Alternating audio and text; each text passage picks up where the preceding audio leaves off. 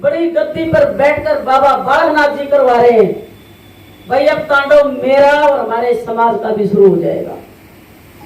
अब हम ना डरेंगे, ना झुकेंगे, ना सुनेंगे, ना मानेंगे।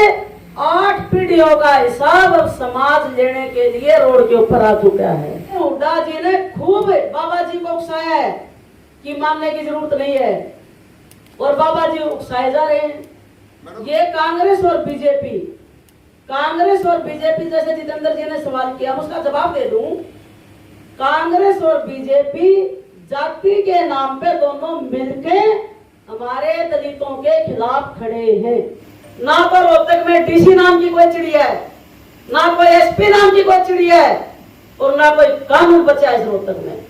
अगर है तो गुंडों का राज है, और यहाँ का एसपी, यहाँ का डीसी भारतीय जनता पार्टी सरकार का कठपुतली और गुलाम है। अपने जमीन को बेच चुके हैं ये। आईएएस आईपीएस की जो गरिमा होती है उसको इन लोगों ने मिट्टी में मिला दिया, खत्म कर दिया है।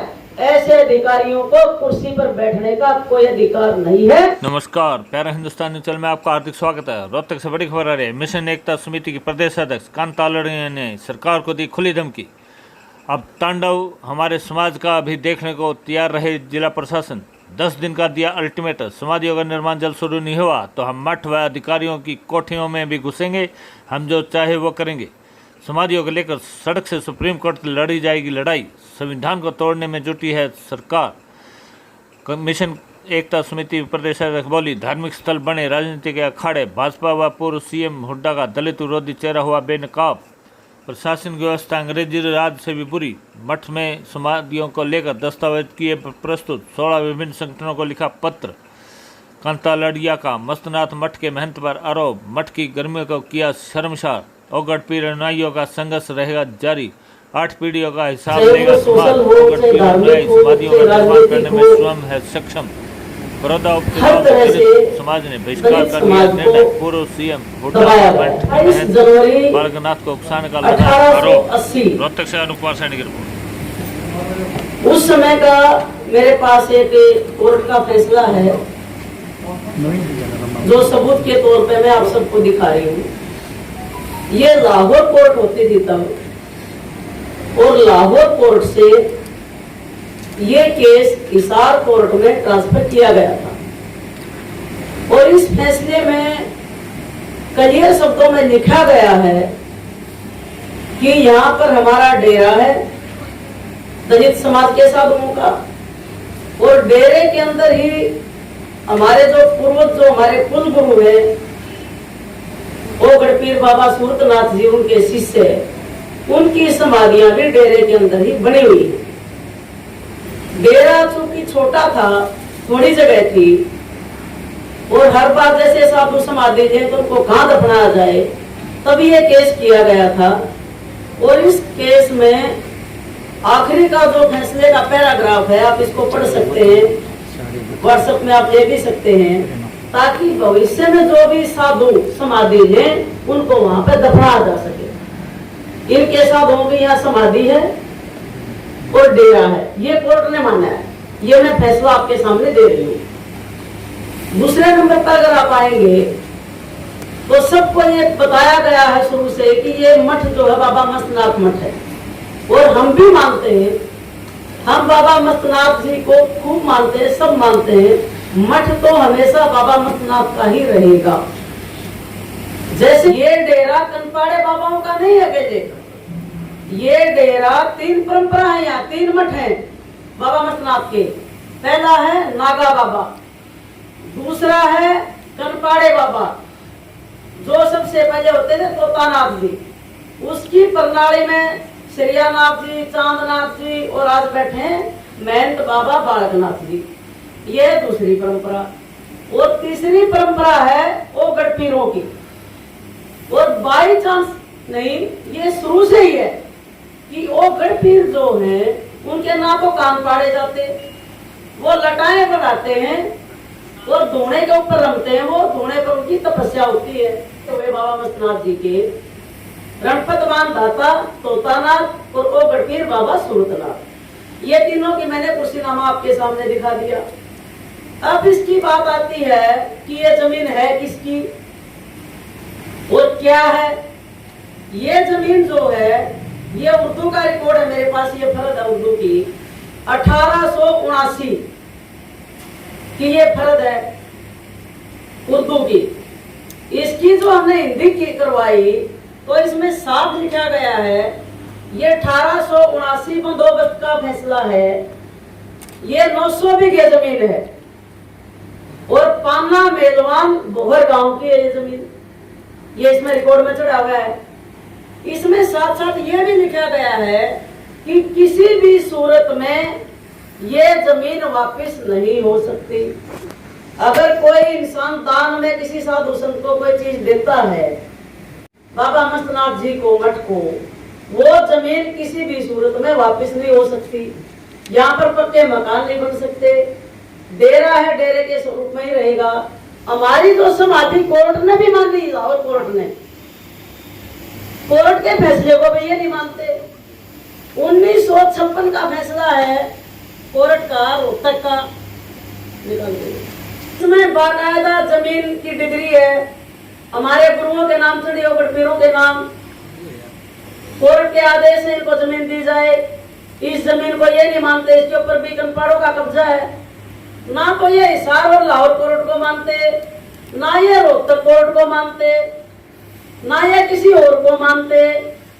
अब जो बात बची थी, हमारे बेचारे बाबा श्याम थे, बाबा चांदनाथ से लेकर अब तक जो हमारे कुल गुरु हैं वो गढ़पीर बाबा सूरतनाथ जी, उनकी और उनके शिष्यों की 10 समाधियां थी जो 250 साल पुरानी थी। वो बाबा मस्तनाथ की समाधि के बिल्कुल सामने थी, आज भी है। अगर कस्सी से खोद कर देखोगे आपके सामने दिखा सकती हूँ। सबको पता है डेरा है, ये डेरे के मैं फोटो आपको दिखा दूं, ये भी आप ले सकते हैं। ये हमारा डेरा था मस्तनाथ समाधि के सामने, ये गेट पीछे का आगे का, ये आप ले सकते हैं। ये हमारी अंदर समाधि बनी हुई थी, ये समाधि अंदर गढ़पीर सूरतनाथ जी की और उनके शिष्यों की। और आज की जो हालात है, ये मैंने फोटो लिए 3 मई की रात को जेसीबी लगा के तोड़ी हुई, ये तोड़ी हुई का फोटो है, तोड़ते हुए जेसीबी लगी हुई है, मलबा ट्रैक्टर में भरा जा रहा है, ये सबूत है। ये मैंने सारे सबूत आपके सामने इसलिए पेश करे कि एक अफवाह फैलाई जा रही है इस रोहतक में। क्या अभी पूर्व मंत्री आदरणीय श्री सुभाष बत्रा जी का मेरे पास फोन आया जब हम धरने पे बैठे थे 1 सितंबर को, पूर्णमासी का दिन था। वो बोले कि कांता जी, महंत बालकनाथ जी इस समस्या का समाधान करना चाहते हैं। मैंने कहा जी बहुत अच्छी बात है, आपका भी स्वागत है और महंत जी का भी स्वागत है। हम समस्या के समाधान के लिए धरने पे बैठे हैं। हमें कोई पागल कुत्ते ने थोड़ी काट रखा है कि रात भर में मच्छर। बत्रा साहब का कि कांता जी, बाबा जी आपकी सारी शर्त मानने के लिए तैयार हैं। मैंने अपनी कमेटी से बात की कि भी ये बात आई है, ये बोले जी आप चलो। मैं गुरुजी को भी लेके गई, मेरी पूरी कमेटी, हम सब लोग अंदर गए। महाराज जी के पास अंदर बैठे हो, क्लिप भी मैं आपको दे दूंगी, कुछ पत्रकार वहां थे भी। और अंदर बैठकर साफ शब्दों में बात हुई कि आपका डेरा, आपकी समाधि, आप इसको बनाओ और चाहे आप इसको सोने का बनाओ, सोने का गुंबद बनाओ, हमें तो खुशी होगी। हमने वकील साहब ने, कमेटी ने कहा कि जी आपके मुंह से निकला है और आपका आशीर्वाद रहा, तो क्या पता हम अपने कुलगुरुओं की समाधि सोने की बना दें। कौन सी बड़ी बात है, समय तो परिवर्तनशील है, कुछ भी हो सकता है। और रास्ते की भी बात मान ली अलग से मिलेगा। हमारे गुरुजी ने, हमारी पूरी कमेटी ने, भाई महंत बाबा बालकनाथ जी गद्दी पर विराजमान है, वो एक अकेले बाबा नहीं है, वो एक बहुत बड़े मटकी गद्दी के ऊपर विराजमान है। अब मैंने कहा भी इतने बड़े महाराज हैं, जुबान से बोल रहे हैं, कमेटी बैठी है, हमारे गुरुजी बैठे हैं, पत्रकार साहब बैठे हैं, पूर्व मंत्री सुभाष बत्रा जी बैठे हैं, तो भी ठीक है। भाईचारे में जबानों से सोते होते हैं, जबानों से बहन बेटी पराई होती है, जुबान होनी चाहिए। तो हमने फैसला मान लिया और मेरे को बाबा जी ने शॉल देके और मोमेंटो देके मेरे को सम्मानित भी किया। हमारे गुरुजी को, बत्रा साहब को, कथुरिया साहब को, सबको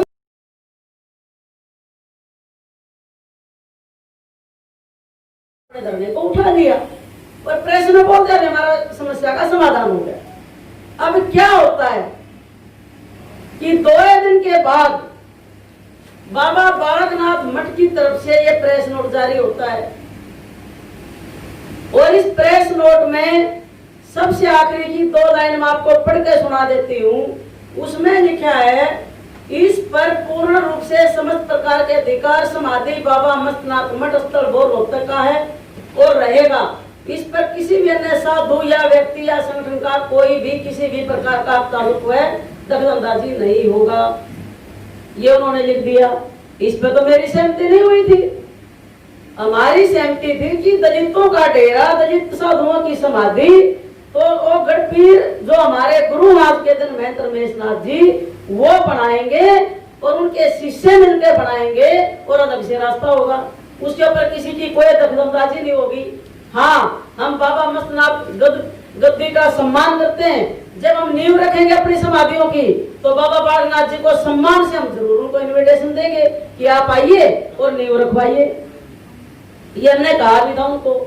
तो बाबा जी इतनी बड़ी गद्दी पे बैठ के हैं, मुझे तो बड़ा फील हुआ इस बात का कि वो खुद ही अपने फैसले से पलट गए और समाज में प्रचार क्या कर दिया कि भी कांता जो समझौते से पलट गई। तो ये बात मैं क्लियर कर दूं, 1 सितंबर से लेके और जब तक ये प्रेस नोट नहीं आया, जब तक मैंने प्रेस में कहीं भी कोई शब्द बोला हो तो मैं गुनाहगार और मैं मानूं कि मैं पलटी हूं। पलटी मैं नहीं हूं, पलटा कौन है?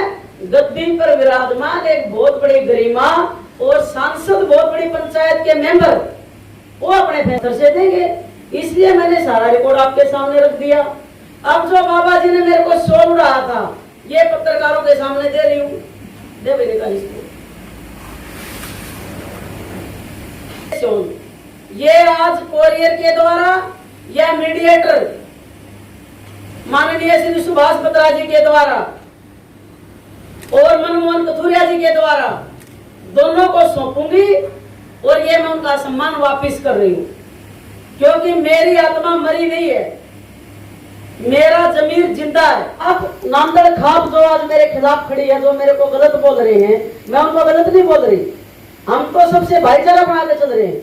मैं नांदड़ भवन में खुद गई हूँ, अटकामा खाप के प्रधान ओम प्रकाश जी से मिली हूँ, उनके साथ वहां सब लोग बैठे हुए थे। उनके सामने मैंने चिट्ठी दी है कि जी बाबा बालकनाथ जी ने वहाँ समाधियां तोड़ दी। आप अच्छी तरह जानते हो वहाँ हमारी समाधियां थी। उन्होंने नांदड़ भवन में खड़े होकर कहा कि बिल्कुल समाधियां थी, डेरा था, तालाब भी था, कुआं भी था, हम सब मानते हैं। और अगर उन्होंने समाधि तोड़ी है, बहन जी मैं आज आपको कोई जवाब नहीं दूंगा, मैं पहले बाबा बालकनाथ जी से बात करूंगा, उसके बाद मैं आपको जवाब दूंगा। ये उनका जवाब था। जो पहले प्रधान थे बदराज जी, मैं बदराज जी के घर गई हूँ, उनको भी बोल आई हूँ। मैं नेसी के घर भी गई हूँ, नरेश के घर में बोर में, उनके घर भी मैं चिट्ठी दे आई हूँ। मैं जो भाई अपने बलियाना से राजेश, उनके घर भी उनको चिट्ठी दे आई हूँ। जितने भी अटकामे में प्रमुख लोग हैं सबके आवाज जाकर चिट्ठी दे आई हूँ।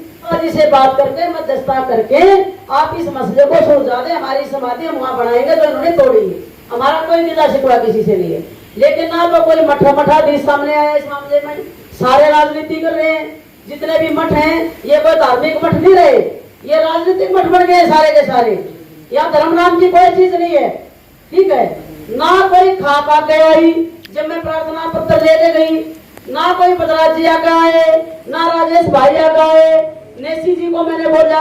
मैं सबके घर गई प्रार्थना पत्र लेके कि भी हमारा समझौता करवाओ, आप बीच में आओ और पूछो, हमारे गुरु जी को बिठाओ, बाबा बालकनाथ जी को बिठाओ, जो गलत हो उसके खिलाफ आप प्रस्ताव पास करो। तो हम कहाँ गलत आप बताइए। हम तो शुरू से लेकर अब तक कानून की मर्यादा में लड़ाई लड़ रहे हैं। कानून तोड़ने वाला कौन? खाप पंचायत। कानून तोड़ने वाला कौन? बाबा बालकनाथ। कानून तोड़ने वाले कौन? जो गुंडे आए, हथियार लेकर हमारे डेरे पे हमला किया, हमारे माइक छीने, हमारी बहन बेटियों की बेइज्जती की। आप बताइए कौन है गुनाहगार? हमारे डेरे पे अगर पीरों का नियंत्रण रहेगा, हमारे साधु वहां बैठेंगे, हमारी समाधि हम खुद बनाएंगे, हमारा रास्ता अलग से होगा जो पहले से परंपरा है, उससे अलग हमें कुछ भी मंजूर नहीं है। अब जो काम चल रहा है क्या उसको चलने देंगे? उसको वो हम कानूनी प्रक्रिया में लगे हुए हैं, अपने वकीलों से राय ले रहे हैं। वो भी अगर हमें जाना पड़ेगा कोर्ट तक, भी स्टे भी देना पड़ेगा तो भी देंगे। मैं चांदनाथ जी के पास गई, उसके गवाह भी हैं, और चांदनाथ जी ने मेरे को यहाँ तक कहा कि बहन जी आपकी समाधियों को कोई छुएगा भी नहीं, और जिस दिन आप नींव रखोगे, काम करोगे, 2 करोड़ रुपये मैं अपनी तरफ से दान भी दूंगा, और आप समाधि बनाओ, हम खुश हैं। जो तांडव इतनी बड़ी गद्दी पर बैठकर बाबा बालकनाथ जी करवा रहे हैं, भाई अब तांडव मेरा और हमारे समाज का भी शुरू हो जाएगा। अब हम ना डरेंगे, ना झुकेंगे, ना सुनेंगे, ना मानेंगे। 8 पीढ़ियों का हिसाब अब समाज लेने के लिए रोड के ऊपर आ चुका है, और ये पूरे सम्मान के साथ अपना हमारा जो अधिकार है वो हम लेकर रहेंगे। अब हम किसी की सुनने वाले नहीं हैं। आज मेरी लड़ाई यही है समाधियों की, कि जो समाधि हमारी जहां पे थी, जो डेरा हमारा जहां पे था, जो रास्ता हमारा था, मैं माननीय सुभाष बत्रा जी को, मनमोहन कथुरिया जी को भी कह रही हूँ कि मैं आज भी उसी के ऊपर खड़ी हुई हूँ। मैंने अपने फैसले को नहीं पलटा है, और ना मैंने कोई लोभ लालच किया, ना मैंने 1% भी आगे को कोई इत्तला नहीं देंगे कि हम किस दिन क्या कर रहे हैं, क्या नहीं कर रहे हैं। हम मठ में भी घुसेंगे, हम अधिकारियों की कोठियों में भी घुसेंगे, हम जो चाहेंगे वो करेंगे, क्योंकि प्रशासन नाम की रोहतक में चीज नहीं बची।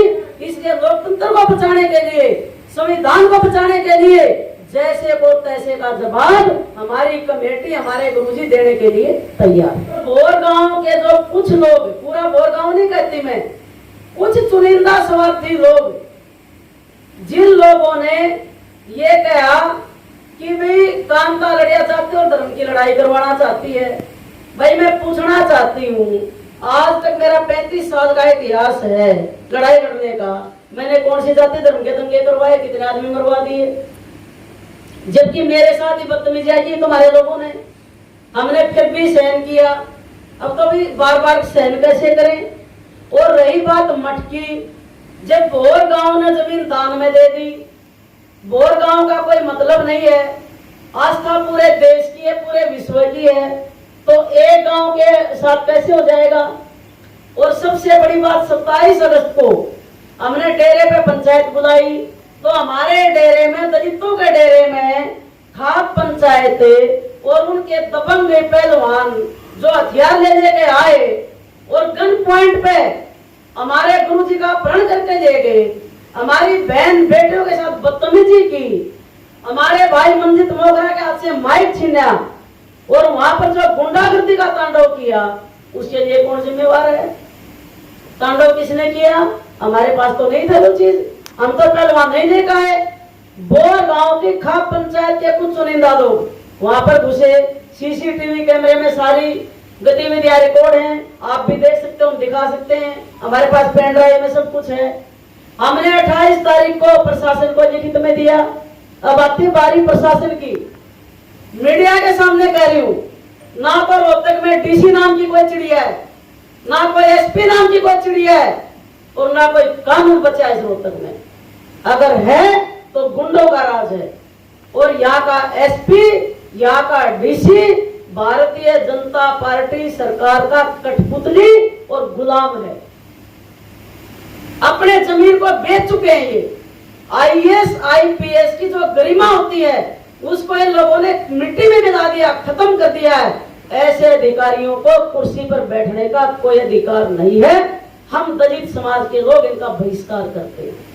मैं घोषणा कर रही हूँ, क्योंकि इन लोगों ने 4 मई से लेकर आज तक अगर प्रशासन अपनी भूमिका निभा देता और कठपुतली ना बनता सरकार की और बाबा की, तो आज ये समस्या नहीं खड़ी होती। प्रशासन जो है पूरी तरह बिक चुका है। मीडिया के माध्यम से मैं प्रशासनिक अधिकारियों को कह रही हूं, सरकारें किसी की बपोती नहीं है। देश की आजादी से लेकर आज तक बहुत सी सरकारें आई और गई, बहुत से मुख्यमंत्री बने, प्रधानमंत्री बने, मंत्री बने, गए और आए। ठीक है, ये भी सरकार जाएगी, याद रख लेना। और सरकार जाने के बाद आपका कौन सा रास्ता होगा एसपीडीसी का, ये भविष्य भी आप सोच लेना। और अपने बच्चों के बारे में भी सोच लेना कि आप कहाँ खड़े हो, अगर आपकी औलाद कहाँ खड़ी हो। जैसे आपने देखा होगा दिल्ली में तुगलकाबाद में गुरु रविदास मंदिर को तोड़ा गया था सुप्रीम कोर्ट की आड़ लेके।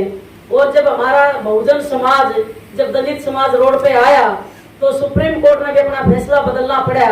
और जो मंदिर पे दीवार निकालती थी वो दीवार भी खुद सरकार ने तोड़नी पड़ी। और आज हमारा मंदिर वहां विराजमान और पूजा चल रही है। कहीं ये घटना रोहतक में ना दोहराई जाए, इसके लिए भी रोहतक प्रशासन और बाबा बालकनाथ जी जिम्मेवार होंगे, मैं जिम्मेवार नहीं होंगी। यहाँ सभी पार्टियों के बड़े नेता भी आएंगे, सामाजिक संगठन भी आएंगे। हम बहुत आगे तक लड़ाई लड़ने के लिए तैयार हो चुके हैं। हम किसी से डरने वाले नहीं हैं। हमें धमकी मिल रही है कि मौत के घाट उतार दिया जाएगा, हम मरने के लिए तैयार हैं। हम जीना ही नहीं चाहते, चलिए लोग हैं। मेरी गाड़ी को ट्रैक्टर से टक्कर भी मरवाई गई, आज तक उनको नहीं पकड़ा गया। मेरी हत्या किसी भी समय हो सकती है, मैं आपको बताना चाहती हूँ, क्योंकि बाबाओं का इतिहास रहा मठ का। और खाप का आपको पता ही है कि वो दबंग लोग हैं, हमेशा उन्होंने गरीबों को दबाया है और शोषण किया है। भाई मैं उन दबने वालों में से नहीं हूँ। मैं ना डरूंगी, ना मैं गलत करती, ना मैं किसी का हक खाती, ना हम किसी का को हक खाने दें। कानून को 100% मानती हूँ, क्योंकि बाबा साहब का संविधान है इस देश में जो चालू है। मैं संविधान की गरिमा को कभी खत्म नहीं कर सकती, क्योंकि मैं उनको मानती हूँ बाबा साहब को। लेकिन हमारे सामने अगर संविधान को प्रशासन या कोई जाति विशेष या कोई मठाधीश अगर संविधान को चैलेंज करेगा तो मुझे उन्हीं की भाषा में जवाब देना पड़ेगा, ये मेरी मजबूरी है। और उसी भाषा में मैं इनको जवाब देने के लिए तैयार हूं। 10 दिन के बाद हम जो है रोड पे आएंगे और उस समय बताएगा कि जनता के बीच में हम क्या फैसला करें, जनता क्या करे, अफसरों का क्या करे, मठ का क्या करे। हम मठ में घुसे, हम अफसरों की कोठियों में घुसे, हम कहाँ जाएं, क्या करें, ये हम उस समय पर ही घोषणा करेंगे। क्या मानते हैं इसके पीछे जो है बीजेपी का हाथ मान सकते हैं? देखिए, बीजेपी का तो मठ है ही आज के दिन। आप श्रीयानाथ से लेके बाबा चांदनाथ जी थे, आज महंत बालकनाथ जी हैं, ये दोनों तो बीजेपी से सांसद है और वो मंत्री भी रहे सरकार में, उस समय की सरकार में। ये तो राजनीतिक मठ बन गया है, ये धार्मिक मठ नहीं रहा। कनपाड़े बाबाओं ने तो राज करना है बस, ये सरकार में भी राज कर रहे हैं और धर्म के नाम पे भी लोगों को के ऊपर राज कर रहे हैं। और जो मन में आता वही कर लेते हैं, अपने आप को महाराजा कहते हैं। दूसरे साधु जो तपस्वी हैं उनको ये मार के भगा देते हैं, उनके अधिकारों को छीन लेते हैं। तो ये गलत है। बीजेपी आरएसएस के इशारे पर ही सब कुछ हो रहा है, ये तो सच्चाई है। और समाज इसका जवाब भी देगा, बड़ौदा चुनाव में भी जवाब देगा। और बीजेपी के तो छोड़िए, पूर्व मुख्यमंत्री चौधरी भूपेंद्र सिंह हुड्डा के इशारे पे भी हो रहा है ये, वो भी है कि जाति के नाम पे। कभी भूपेंद्र हुड्डा जी मंदिर में मठ पे नहीं जाते थे। कौन सी नौबत आ गई अभी कि चौधरी भूपेंद्र सिंह हुड्डा बाबा बालकनाथ से मिलने गए? क्यों मिलने गए आप भी जानते हैं। वो संविधान सदन की रड़क मिटा रहे हैं मेरे से। भाई आमने सामने लड़ाई लड़ लो भूपेंद्र हुड्डा जी, मैं तो लड़ाई लड़ने के लिए आपसे भी तैयार हूं। उस समय आपने गलती की, मैं लड़ी। अगर मैं गलत होती आप मेरे को अंदर ठोक देते, मैं गलत होती मेरे इंक्वायरी करते, मेरे खिलाफ कार्रवाई करते। आज आप दूसरे के कंधे पे बंदूक रख के क्या साबित करना चाहते हैं? भूपेंद्र हुड्डा जी ने खूब बाबा जी को उकसाया है कि मानने की जरूरत नहीं है, और बाबा जी उकसाए जा रहे हैं। ये कांग्रेस और बीजेपी, कांग्रेस और बीजेपी, जैसे जितेंद्र जी ने सवाल किया उसका जवाब दे दूं। कांग्रेस और बीजेपी जाति के नाम पे दोनों मिलके हमारे दलितों के खिलाफ खड़े हैं।